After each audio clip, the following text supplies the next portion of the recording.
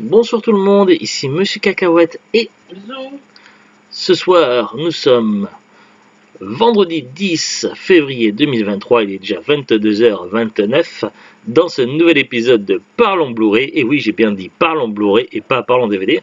Ça faisait un moment que j'avais pas fait d'épisode de Parlons Blu-ray. Revenons sur le passé. Parlons Blu-ray, le premier épisode qu'on avait fait, c'était sur le film d'animation Ronald le Barbare, un film d'animation qui n'est pas vraiment tout public, un petit peu drôle, et avec de l'heroic fantasy. Et puis on avait parlé de la série Firefly, qui est vraiment géniale, et qui a été conclue après par un film. On avait vu aussi un film qui est un remake d'un film de Romero, un film de zombies. Ouh, les zombies, ça fait peur. Donc j'ai un petit trou de mémoire sur le nom. Et puis on avait regardé également Howard the Duck, le canard Marvel de l'espace. C'était le Parlons Blu-ray épisode 4. Voilà pour se remettre un petit peu dans les Parlons Blu-ray. Du coup, qu'est-ce qu'on a regardé ce soir? Une mini-série qui était une exclusivité Netflix.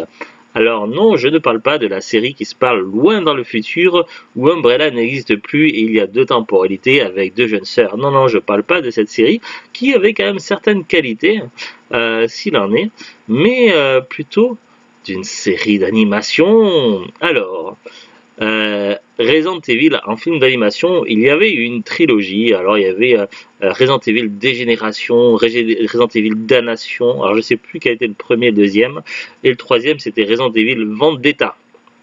Du moins c'était les trois qui étaient sortis en France en français, puisque je crois qu'il y en a eu un autre qui n'est jamais sorti en dehors du Japon, qui n'a jamais été doublé en français. Mais je sais plus c'était quoi le nom. Bref, ces films d'animation étaient plus ou moins bien. Il y en avait un qui commençait dans un aéroport qui se finissait dans un laboratoire. Du coup, c'est vrai que la série que l'on a vue, il y a eu quelques similitudes, surtout un passage. Zou s'en est souvenu. Le second film, c'était plutôt avec... alors dans le premier film, je sais qu'il y avait Claire, et le second personnage, je me souviens plus si c'était Léon ou Chris, je crois que c'était Léon. Dans le second film, c'était Léon et il y avait Ada Wong dans l'histoire qui venait lui prêter main forte. Il y avait des liqueurs, c'est je sais plus quoi, et des monstres, mais je l'ai oublié, il était peut-être un peu moins mémorable. Le troisième, c'était Resident Evil Vendetta. On s'en souvient un petit peu, on l'a vu il n'y a pas très longtemps avec Zou. Il y avait une dualité un petit peu entre Chris et Léon, et finalement ils ont fini par s'entendre. Rebecca était entre les deux, essayer de les aider à trouver cause commune, et il y avait une histoire de virus avec quelqu'un qui avait pété un câble. Et ce film d'animation était plutôt sympathique, ce Resident Evil Vendetta. J'avais gardé un assez bon souvenir. Et là, finalement, ce soir, qu'est-ce qu'on a regardé? On a regardé la mini-série qui était en exclusivité Netflix, Resident Evil Infinity Darkness. Alors, le Blu-ray, comment est-ce qu'on pose? Donc, on a un petit fourreau, comme ceci. Et là, on voit la bande, elle est de couleur noire. Et par contre, du coup, c'est de couleur bleue en dessous. Pour la petite anecdote. À l'intérieur, donc, bon, c'est un petit format, les Blu-ray. Et il y a le disque. Et voilà, c'est tout. Nous, on a regardé, du coup, sur la PlayStation 4, puisque on n'a pas de lecteur Blu-ray en dehors de la PlayStation 4. Sauf si on prend en compte la PlayStation 4 de secours et la PlayStation 5, mais ça c'est une autre histoire. Elles ne sont pas branchées pour l'instant. Bref, donc pour le moment, nous pour regarder les Blu-ray, c'est surtout sur la PS4 Slim. Petite anecdote intéressante, c'est-à-dire que généralement quand on met un DVD ou un Blu-ray dans la PS4, on n'a pas de miniature, juste une petite icône toute simple. Sauf que là, je ne sais pas si c'était parce que le Blu-ray était édité par Sony, on peut voir le logo Sony ici. Mais en tout cas, du coup, on avait une petite miniature sur le menu de la PlayStation 4 avec une petite image de Resident Evil. J'ai trouvé ça plutôt sympathique et mignon, ça changeait un petit peu. Également aussi, alors je sais pas si c'est du private joke ou du gag récurrent, ou je ne sais pas si c'était une farce. Mais on a eu droit à plusieurs bandes annonces, notamment des bandes annonces de Resident Evil, mais pas des jeux, des films et autres. Et c'était assez étrange, puisqu'on a eu une bande-annonce d'un film d'animation Resident Evil, je ne sais plus si c'était le Vendetta ou un autre. J'ai passé un accéléré pour arriver assez rapidement au menu, mais on est resté quelques secondes pour essayer de voir un petit peu qu'est-ce qu'on avait. On avait la bande-annonce également du dernier film Resident Evil avec des vrais acteurs, celui qu'on n'a pas encore vu, et dont Léon Kennedy ressemble beaucoup plus à Carlos de Resident Evil 3 Remake. On a également la bande-annonce d'un des films Resident Evil par Paul W.S. Anderson, certainement le dernier. Avoir ce mélange de trois types de bandes-annonces Resident Evil, j'ai trouvé ça très étrange et pas forcément de bon goût. Est-ce que c'était pour faire plaisir aux fans? Je ne sais pas, mais voilà, je trouvais ça intéressant de le raconter pour l'anecdote. Alors, par contre, pour cette édition Blu-ray, alors oui, tout ce qui est film et séries Netflix, très souvent ça sort pas en DVD. Parfois les films qui sont en exclusivité de Netflix sortent en DVD et Blu-ray, mais pour les séries c'est beaucoup plus rare et beaucoup moins fréquent. Je viens de dire la même chose deux fois, notez-le bien. Mais là, exceptionnellement, finalement c'est sorti, et quand j'ai vu que ça sortait en édition française, j'ai précommandé directement. Je l'avais précommandé sur Amazon, il me semble. Alors, normalement le tirage était limité. Est-ce que c'est toujours le cas? Mais est-ce qu'ils ont eu trop d'exemplaires ou trop peu de gens qui ont commandé que finalement ça a été trouvable partout, notamment dans les magasins Fnac et autres? Je sais pas, mais d'après ce que j'ai noté moi, c'était marqué. Alors je reviens sur mon petit fichier Excel où je note les Blu-ray que l'on a. J'avais noté édition limitée à 2000 exemplaires en France. Série télé inspirée de Resident Evil. Donc 2000 exemplaires, ça fait pas forcément beaucoup. Alors j'ai regardé tout à l'heure sur Amazon pour voir. Le Blu-ray est toujours disponible, mais alors autant il ne devait pas y avoir d'édition DVD, ça devait sortir qu'en Blu-ray, c'est pour ça que j'avais précommandé directement Blu-ray, mais il semblerait qu'il y ait quand même une édition DVD disponible avec du doublage VF. Il semblerait d'après Amazon, à moins que ce soit une erreur, mais pourtant pendant longtemps j'ai surveillé et je n'ai jamais vu de sortie ou d'annonce de sortie DVD. Ou est-ce que c'est sorti finalement tardivement? Je ne sais pas. Je ne sais pas quid ce qu'il en est de cette édition DVD. Est-elle réelle ou est-ce que c'est une fake page créée par mise par des revendeurs, des particuliers sur Amazon, puisque n'importe qui maintenant peut créer des fiches sur Amazon, il me semble. Je ne sais pas, c'est assez étrange puisque normalement ça devait sortir en physique qu'en Blu-ray. Bon voilà. Ça c'est pour les petites informations d'à côté. Évidemment en tant que fan de jeux vidéo et de Resident Evil, que ce soit une bonne série ou pas, il fallait que je l'achète. Après, comme je savais que ça allait finir, je m'étais renseigné un petit peu, et du coup, quand c'est sorti sur Netflix, j'avais déjà l'info comme quoi ça allait très certainement arriver en Blu-ray, et donc du coup c'est pour ça que je ne me suis pas précipité pour le regarder en démat sur Netflix. J'ai attendu jusqu'à aujourd'hui finalement pour le regarder en Blu-ray. Alors nous, le Blu-ray, on l'avait depuis un petit moment, on l'avait depuis 1 an, 2 ans, je sais plus. Enfin, on l'avait acheté Day One, mais du coup finalement c'est ce soir qu'on l'a regardé. Au départ, je me suis dit, c'est une série, c'est composé un épisode, on va peut-être voir un épisode ou deux, et finalement, les épisodes s'avèrent être très courts, donc on a vu les 4 à la suite. Alors, on a le choix au niveau du Blu-ray, à soit voir épisode par épisode, soit voir tout d'une traite. Les deux montages sont possibles. Nous, on a vu épisode par épisode, mais on a vu les 4 à la suite. Donc, du coup, ça rimait un petit peu à rien ce qu'on a fait. Mais bref, bon, le principal, c'est qu'on a vu l'histoire. De quoi ça parle?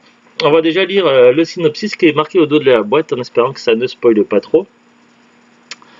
En 2006, l'agent fédéral américain Léon S. Kennedy est appelé à la Maison Blanche pour enquêter sur un incident de piratage informatique. Au cours de son investigation, il rencontre une horde de zombies dans une mystérieuse attaque contre le président. De son côté, Claire Redfield, membre du personnel de TerraSave, découvre une étrange image dessinée par un jeune garçon d'un pays qu'elle a visité. Un pays imaginaire comme beaucoup de pays créés par Marvel, justement pour éviter que ça crée des conflits. Donc là c'est pareil, ils ont créé Resident Evil pour l'occasion un pays imaginaire. Mais qui serait plutôt à l'est, d'après ce qu'ils ont montré des cartes dans le film, dans la série d'animation. Alors, Hantée par ce dessin qui semble montrer une affection virale, Claire commence sa propre enquête. Elle se rend alors à la Maison Blanche et y retrouve Léon. Et elle va dire « Léon, help !» Non, c'est pas elle qui dit ça, et c'est dans Resident Evil 4, rien à voir. Bref, elle se rend alors à la Maison Blanche et y retrouve Léon. Ensemble, ils enquêtent sur le lien entre l'attaque de la Maison Blanche et l'étrange illustration et découvrent une menace qui va bouleverser la nation. Non, pas du tout, puisque la nation ignore tout ce qui va se passer, puisque ça va rester dans le plus grand secret, mis à part quelques personnes, seulement une poignée seront au courant. Donc voilà, encore de quoi appâter avec des informations qui ne sont pas toujours les plus vraies derrière une jaquette de DVD ou de Blu-ray. Passons. Au niveau de l'histoire, bon, il faut prendre le contexte, l'univers de Resident Evil. Je vais essayer d'expliquer un petit peu, de poser un petit peu les bases en quelques mots. Il y avait une ville, Raccoon City. Un virus a été lâché sur cette ville. Les gens sont transformés en zombies peu à peu. Des policiers d'élite, les Stars, ont investi un manoir et sont retrouvés piégés dedans. Certains des Stars et d'autres personnes qui sont arrivées entre temps, notamment Léon et Claire, sont retrouvés face à une menace dans la ville de Raccoon City où toute la ville était infestée de zombies. Notamment Jill Valentine, une rescapée des Stars, s'est retrouvée également piégée dans toute cette histoire et il a fait la rencontre de Carlos Oliveira. Bref, donc du coup, le responsable de tout ça, c'était Umbrella, une compagnie pharmaceutique sans scrupules. Ils ont mené une guerre contre Umbrella. Puis ils ont chacun pris leur chemin une fois qu'Umbrella était tombé. Ils ont chacun décidé du destin de leur vie. Rebecca a poursuivi ses études scientifiques et a mené son combat contre le virus à sa façon. Claire Redfield a rejoint TerraSave. Elle combat à la fois donc tout ce qui est lié au bioterrorisme, mais plutôt du côté aider les gens en premier et l'aide à la personne, tout ça, enfin, ainsi que les enquêtes et autres. Donc elle est plutôt dans le contraire du choix qu'ont choisi Jill Valentine et Chris Redfield, qu'ils ont choisi plutôt de continuer le combat, mais de manière militaire. Eux, ils ont rejoint l'UBCS, une entreprise qui combat le bioterrorisme, mais sur le terrain, avec des forces armées, et qui sont un petit peu comme un genre d'ONU, qui n'ont pas de compte à rendre à aucune nation, et qui sont un peu comme la police du monde, mais contre le bioterrorisme. Grosso modo, c'est un peu ça, et notamment l'une des premières missions que l'on verra en jeu vidéo, que l'on va affronter en tant que membre de l'UBCS, ça va être à travers Jill Valentine et Chris Redfield dans le premier jeu vidéo Resident Evil Révélation. Bref, donc là-dessus, évidemment, ils vont rencontrer encore quelques soucis. Léon, qui a survécu à Raccoon City, lui, il va se retrouver à un moment donné, il va décider de travailler pour le président, et l'une de ses missions va le conduire en Espagne, où il va devoir sauver la fille du président dans Resident Evil 4, sauf que là, il va faire face à un nouveau type de virus, et du coup il va se retrouver dans un piège mortel. Et c'est là qu'on va entendre la fameuse phrase « Léon, help !» Suite à ça, il va se passer évidemment des années, tout ça, il va se passer plein de choses, mais dans Resident Evil Vendetta, le troisième film d'animation Resident Evil, finalement, qui va se passer après ces événements-là, Léon et Chris vont apprendre à travailler ensemble et ils vont faire face à une nouvelle menace. Au niveau des jeux vidéo, donc moi j'ai fait les jeux vidéo donc 0, 1, 2, 3, 4, Révélation 1, 5 et là j'ai fait Révélation 2 avec la mauvaise fin. Il faudra que je le refasse à partir du chapitre 3 pour la bonne fin. Je vais y jouer encore un petit peu à Révélation 2 avant d'attaquer le 6. Donc là où j'en suis à peu près dans l'histoire, donc je connais pas toute l'histoire de Resident Evil, mais une bonne partie on va dire. Là, dans Resident Evil 5, il s'avère que Tricell était vraiment la grosse entreprise qui était derrière Umbrella. Umbrella était une entreprise de paille qui était servée justement à être détruite en cas que si jamais tout se découvrait. Et c'est vraiment la grosse entreprise Tricell. C'est finalement dans Resident Evil 5 que Tricell tombe et notamment que ça sonne la fin du destin d'un des personnages les plus emblématiques de la saga Resident Evil. Je ne dirai pas le nom pour ne pas spoiler, pour ceux qui ne le savent pas encore. Non, Alice, n'existe pas dans les jeux vidéo, donc ça n'a rien à voir. Et puis finalement, donc, suite à ça, pourquoi je parle de Resident Evil 5 vous le verrez après quand on va parler de cette série d'animation. Également dans Resident Evil Révélation 2 que j'ai joué, on découvre donc toujours Claire qui est toujours chez TerraSave. Elle a beaucoup de malchance quand même. Elle part à la recherche de son frère dans Raccoon City parce qu'elle a plus de nouvelles. Elle se retrouve au milieu de zombies et autres monstres. Elle va devoir survivre à l'horreur.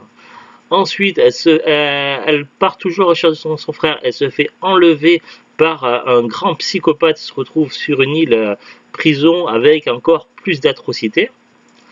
Elle survit à tout ça. Il va lui arriver quelques aventures dans certains films d'animation.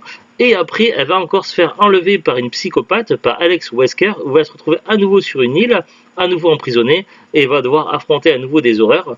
Mais là, cette fois-ci, elle va être secondée par la fille de Barry Burton, un rescapé de Raccoon City. Et lui, après, 6 mois plus tard, il va partir à la recherche de sa fille et de Claire. Et évidemment, comment elles se retrouvent dans cette galère?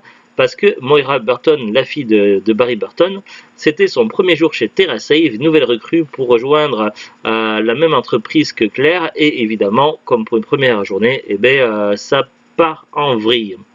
Voilà un petit peu pour poser un petit peu le contexte. Maintenant, vous savez un peu plus sur Resident Evil. Voilà, j'ai parlé rapidement, ça fait déjà 16 minutes, je suis désolé, je parle trop longtemps. Alors, maintenant, pour parler de ce film, alors au niveau chronologique, j'ai encore quelques difficultés à situer à quel moment ça se passe, mais il semblerait que ça se passe après Resident Evil 4 et 5, du moins. 5 je pense. Est-ce que ça se passe avant ou après Resident Evil 6? Je pense que ça se passerait plutôt avant. Au niveau de l'histoire, donc il va y avoir... on va voir Léon qui doit arriver à la Maison Blanche suite à une tentative de piratage. On va voir plusieurs personnes discuter entre eux. Faut mieux pas que je m'attarde trop sur les détails, sinon je vais spoiler toute l'intrigue. Bref, il y a un piratage, tout ça, et des zombies vont commencer à apparaître. Évidemment, Léon du coup va devoir creuser un petit peu tout ça. Il y a déjà beaucoup de tensions et finalement il va se retrouver dans une nouvelle mission à essayer de comprendre ce qui se passe avec avec notamment un ancien rescapé d'une escouade fortement armée et un héros qui a été sur un conflit très important. Sauf qu'évidemment tout va partir en vrille, il va y avoir de la trahison et du coup il va se retrouver à nouveau dans des galères, Léon. En parallèle, on va suivre également les aventures de Claire Redfield qui mène l'enquête et qui essaie de comprendre où tout ça la mène. Il va s'avérer que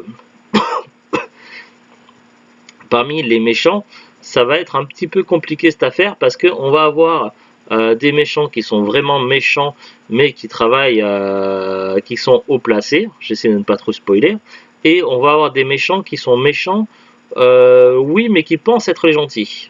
Et du coup qui se permettent de commettre des crimes et d'assassiner des gens, tout ça parce qu'ils pensent être dans le bon camp, ce qui est d'une certaine façon est plus ou moins le cas, mais voilà, entre être dans un camp et prendre les armes, voilà, la façon de faire n'est pas forcément la meilleure.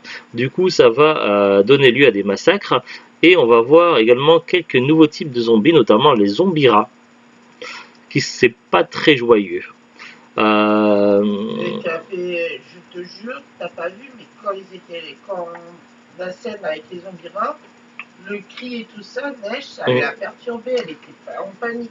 Oui, à un moment donné, les rats étaient très bruyants, notamment lorsque certains rats se sont fait électrocuter dans un épisode, dans un des 4 épisodes. Apparemment, Neige n'a pas apprécié du tout le son, elle était très bizarre. Mais là ça va mieux, elle est en train de dormir là, et elle doit faire certainement de beaux rêves avec des rats. Mais bon, sinon après il va y avoir également un règlement de compte, et ils vont devoir affronter l'incroyable Hulk. Oui, l'incroyable Hulk. Alors autant l'un des méchants me faisait penser par moments à Stan Lee, mais là ce méchant là il va muter évidemment comme beaucoup de virus dans Resident Evil, mais du coup la façon dont il va muter, ça va fortement faire penser à Hulk jusqu'aux vêtements qui vont se déchirer où il ne va y rester plus que le short, que le pantalon va devenir un short. Et même jusqu'au bond qu'il fait ce boss final, il va faire des bonds, se déplacer comme Hulk, et ça va être vraiment presque une copie de Hulk, mais en moins beau. Ce qui est assez bizarre, ça fait limite plagiat.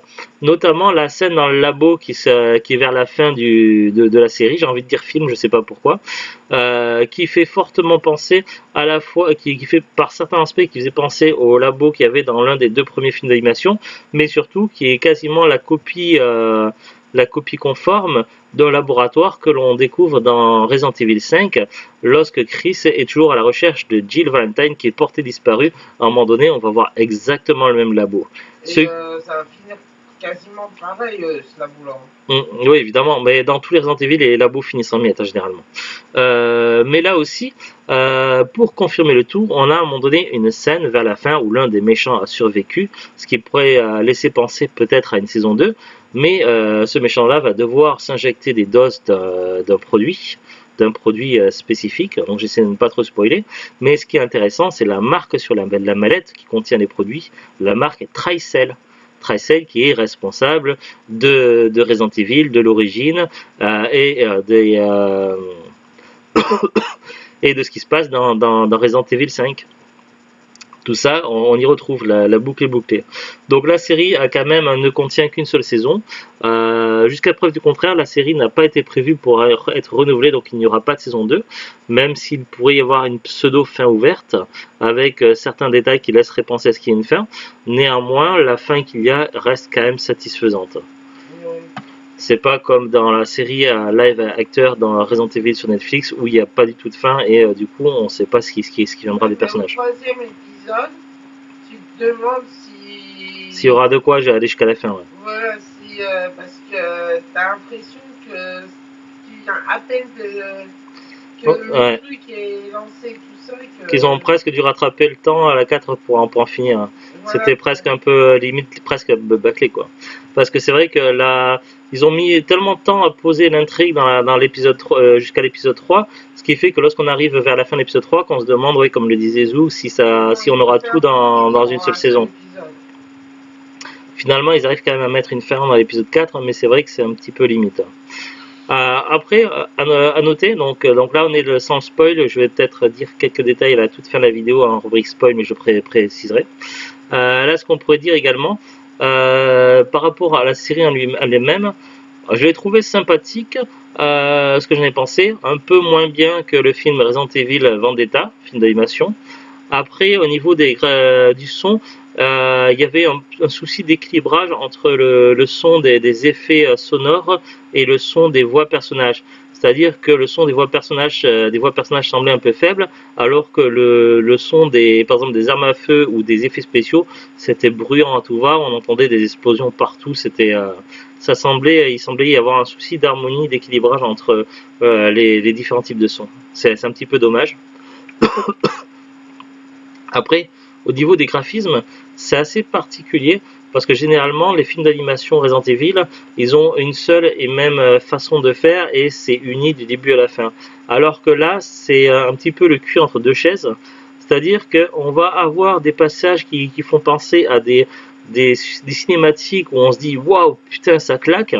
Et il va y avoir des passages, beaucoup de passages où on va avoir l'impression que c'est limite des scènes de jeu, carrément.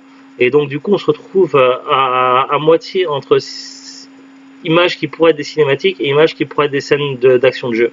Du coup ça donne le cul un peu entre deux chaises et on ne sait pas trop s'ils étaient certains de savoir où ils voulaient en venir lorsqu'ils ont réalisé la série. C'est un petit peu dommage. Du coup il y a des fois on pourrait se dire c'est impressionnant et puis d'autres fois pas tant que ça finalement. Bon, c'est un petit peu dommageable. On va passer maintenant à la rubrique Wikimedia et après à la disponibilité Blu-ray. Alors je vais peut-être pas tout lire sur Wikipédia, surtout s'il y a beaucoup d'informations, on verra. Resident Evil Infinity Darkness, c'est une série télévisée d'animation américano-japonaise créée par Hiroyuki Kobayashi, d'après la série de jeux vidéo Resident Evil de Capcom. Elle est produite par TMS Entertainment et animée par ordinateur par Kebiko. La diffusion commence le 8 juillet 2021 sur Netflix pour coïncider avec les 25 ans du premier jeu de la franchise vidéoludique en 96. Alors non, la série n'est pas sortie en 96, c'est le premier jeu vidéo Resident Evil. La série met en scène les personnages Leon S. Kennedy et Claire Redfield introduits dans le jeu Resident Evil 2. C'est exact. Claire Redfield a eu droit à un épisode où elle était vraiment au centre de tout, c'était Resident Evil Code Veronica. J'ai vraiment hâte qu'on ait enfin un remake de Code Veronica, ça serait génial. Voilà, c'est ma petite demande personnelle. Bon, après, synopsis, en 2006, la Maison Blanche, la cible d'une attaque informatique, l'agent 1, etc. Bon, après, c'est la même chose que ce qu'on a lu. Nombre de saison 1, nombre d'épisodes 4, durée en moyenne entre 25 et 28 minutes. Diffusion originale le 8 juillet 2021 sur Netflix. Qu'est-ce qu'on a comme information? Au niveau des voix françaises, Anatole Debodina qui double Léon S. Kennedy, Kelly Marot double Claire Redfield, Boris Hellinger qui double Jason, Geneviève Douang qui double Shenmei, Sébastien Desjours qui double Patrick et Eric O'Brien qui double Ryan. Après, il y a bon, ça va, il n'y a quasiment pas d'informations sur Wikipédia, j'avais peur que ce soit super long, mais en fait, il n'y a pratiquement rien. Un petit mini paragraphe sur la production, ils disent à propos du style d'animation et de la mise en scène, le réalisateur Eiichiro Azumi déclare: même s'il s'agit d'une animée entièrement en CGI, j'ai fait en sorte d'ajuster le travail de la caméra et de la lumière pour me rapprocher le plus possible d'un tournage en prise de vue réelle avec un sens de réalisme, explique-t-il dans un communiqué. J'espère que les fans, tout comme les novices, aimeront la série. Les voix américaines de Léon S. Kennedy et Claire Redfield sont assurées respectivement par Nick Apostolide et Stéphanie Panicello, qui les avaient déjà doublés dans le jeu Resident Evil 2, remake de Resident Evil 2, sorti en 1998. Le remake est sorti en 2019. Voilà, c'est tout ce qu'on a sur Wikipédia. Moi je l'avais commandé sur Amazon, je ne sais pas s'il est vendu vraiment partout ou pas. En tout cas, là j'ai regardé sur Amazon tout à l'heure, le Blu-ray, là le même édition que l'on a nous, c'est marqué expédié vendu par Amazon 22,59 €. Je me souviens plus combien je l'avais payé à l'époque. Quoique c'est marqué, vous avez déjà acheté cet article pour la dernière fois le 22 octobre 2021. Si je clique sur un fichier détail, je vais voir combien je l'avais payé. Des fois, t'as un accent. Ben oui. Je l'avais payé total TTC 22,98 €. Et là, il est vendu 22,59 €. Donc, il a pratiquement pas baissé. Ça, le prix reste fixe. Et c'est bien précisé, édition limitée. Voilà pour Amazon. Maintenant, on va parler un petit peu spoil. Bon, je vais pas faire une vidéo qui va durer 40 minutes, juste pour aborder un ou deux détails que je tenais à aborder. Donc là, si vous ne voulez pas vous faire spoiler, je vous invite déjà à fermer la vidéo. Et je vous dis à très bientôt. Au revoir. Si vous êtes toujours là, on va pouvoir parler un petit instant. Ouais. Je voulais aborder un truc, notamment un passage vers la fin que j'ai trouvé assez décevant. Shenmei qui avait survécu à beaucoup de choses, et d'ailleurs l'un des méchants qui avait survécu à plein de choses, qui avait été trahi, normalement il aurait dû être mort puisque Léon l'avait abattu, mais bon, il revient toujours vivant. En même temps, il a du virus en lui, donc ça peut justifier qu'il soit toujours vivant. Mais le truc, c'est que contrairement à beaucoup de boss de Resident Evil, il avait l'air d'être encore conscient à peu près de ce qu'il était et ce qu'il faisait, et il semblait à la limite presque raisonnable. Du moins, c'est ce qu'elle en a pensé Shenmei. Du coup, elle a essayé de lui dire qu'elle était dans son camp et qu'elle était avec lui. Et lui, qu'est-ce qu'il a fait? En réponse, il lui casse la main et il a brisé en morceaux. Il a tué direct comme ça. Du coup, voilà, j'ai trouvé ça très décevant comme scène. Également, le final aussi. Alors c'est vrai qu'il y a du fan service, j'ai oublié de l'aborder, du coup je vais l'aborder là tout de suite. Notamment une arme qu'utilise Léon à un moment donné pour combattre le boss final. Il va utiliser une genre d'arme que j'ai déjà vu, je crois, dans certains jeux Resident Evil, peut-être dans Resident Evil 4, une arme qui se débloque et qui tire vraiment des gros calibres. Et c'est avec cette arme-là qu'il va découper des morceaux du boss, notamment un bras qui va partir carrément. Et finalement, à un moment donné, on se dit que le combat va être incroyable. Dans certains films d'animation, il y avait des combats vraiment assez balèzes de boss. Et là, non, il va se passer quasiment rien. Juste une ou deux petits trucs. À un moment donné, ils vont faire tomber le boss dans l'acide et puis c'est tout, c'est fini. Après, il reste un petit morceau de boss qui parle et puis qui dit que ça va continuer en gros.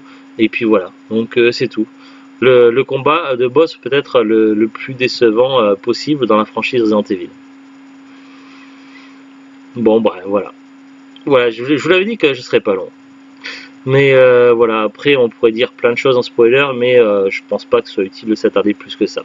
Donc voilà, une petite série assez courte, sympathique, à voir une fois pour les fans ou à avoir dans la collection si on est un grand fan comme moi. Mais voilà, autant je prendrais plaisir à regarder de nouveau certains films d'animation Resident Evil dans quelques temps, comme Vendetta, autant celui-ci, il me faudra peut-être un peu plus de temps pour que je le revoie à nouveau. Ou alors pour rigoler comme ça. Hein. Surtout avec le boss qui faisait plus penser à lui qu'autre chose. Donc voilà, il a un petit côté nanar quand même. J'ai trouvé aussi, voilà pour finir, que Léon était moins en forme. Je ne sais pas ce qu'il a, peut-être qu'il est rouillé ou qu'il était fatigué le jour où ils ont tourné les séquences alors que c'est un personnage virtuel. Mais je sais pas, dans les précédents jeux ou films d'animation, il était très athlétique et incroyablement balèze. Là, il semblait complètement rouillé. Là aussi, pareil, c'était assez décevant. Allez, c'est tout pour cet épisode de Parlons Blu-ray. Je vous dis à très bientôt et bon week-end. Salut, salut, au revoir.